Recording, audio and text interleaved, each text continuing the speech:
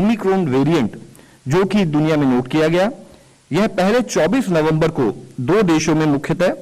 जिसमें कि सबसे पहला केस WHO को रिपोर्ट किया गया साउथ अफ्रीका के गोटांग प्रोविंस से और दूसरा केस रिपोर्ट किया गया बोत्सवाना से। और जब यह केस रिपोर्ट किया गया WHO को, तो WHO ने इस पूरे डिटेल को एनालाइज किया और एनालाइज करने के बाद इसको 2 दिन बाद ही यानी कि 26 नवंबर को वेरिएंट ऑफ कंसर्न के रूप में इसको डिक्लेयर किया। और उसके साथ ही हम देख रहे हैं कि on A daily basis, on A continued basis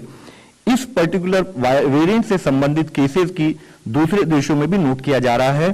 और जैसे कि 27 को 5 नए देश, 28 नवंबर को 2 देश, 29 नवंबर को 4 और देश, इसी तरह से अगर 1 दिसंबर को देखें तो 9 और देशों में इस पर्टिकुलर वेरिएंट को नोट किया गया। देश में जैसे ही हमें इस पर्टिकुलर ओमिक्रॉन वेरिएंट के बारे में खबर आई दुनिया से, तो हमने अपनी इंटरनेशनल ट्रैवल एडवाइजरी को थोड़ा और रेस्ट्रिक्ट किया और उसके बेसिस पर कार्य शुरू किया, जिसके बारे में मुख्यतः हम बताना चाहेंगे कि हमने दुनिया के सभी देशों को 2 भागों में डिवाइड किया।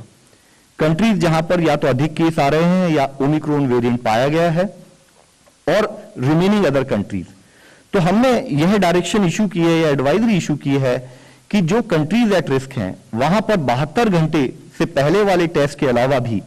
अगर कोई यात्री वहां से आते हैं तो उनको कंपलसरी RT-PCR टेस्टिंग एयरपोर्ट पर करानी पड़ेगी। और अगर उनका रिजल्ट पॉजिटिव आता है तब क्लिनिकल मैनेजमेंट प्रोटोकॉल के द्वारा उनका इलाज किया जाएगा और उसके साथ ही उनका सैंपल जीनोमिक सीक्वेंसिंग के लिए भेजा जाएगा कि कहीं उसमें ओमिक्रॉन वेरिएंट तो नहीं है। इसके साथ ही अगर उनका टेस्ट नेगेटिव आता है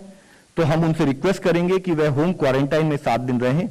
और 7 दिन होम क्वारंटाइन में रहने के बाद 8वें दिन फिर से रीटेस्टिंग कराएं। इसी के साथ ही फिर अगर उनका वहां पर भी नेगेटिव आता है तो वायरस का इंक्यूबेशन पीरियड क्योंकि 14 दिन माना जाता है,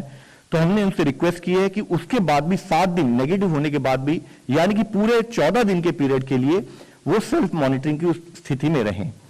24 घंटे के अंदर हमारे देश में 2 ओमिक्रॉन वेरिएंट के केस हमारे इस नेटवर्क के द्वारा डिटेक्ट किए गए कर्नाटका में, जिसकी रिपोर्ट कल रात काफी लेट आई थी, जिसको हम आपके सामने रखना चाहेंगे। और वह जो 2 केस हैं उनके बारे में हम बताना चाहेंगे कि उसमें से एक केस 66 साल के एक मेल है, दूसरा केस 46 साल के एक मेल है। और जैसे कि हमारा प्रोटोकॉल है, ना कि हमारे इंसाकॉग नेटवर्क ने उसको समय पर डिटेक्ट किया, बल्कि as a protocol, as a practice जो हमारी कॉन्टैक्ट ट्रेसिंग की पद्धति भी शुरू हुई है और जितने उनके प्राइमरी कॉन्टैक्ट हैं और जितने सेकेंडरी कॉन्टैक्ट हैं उन सबको ट्रेस कर लिया गया है और उन सबकी टेस्टिंग करके उनको एज पर प्रोटोकॉल हम कोऑर्डिनेट कर रहे हैं।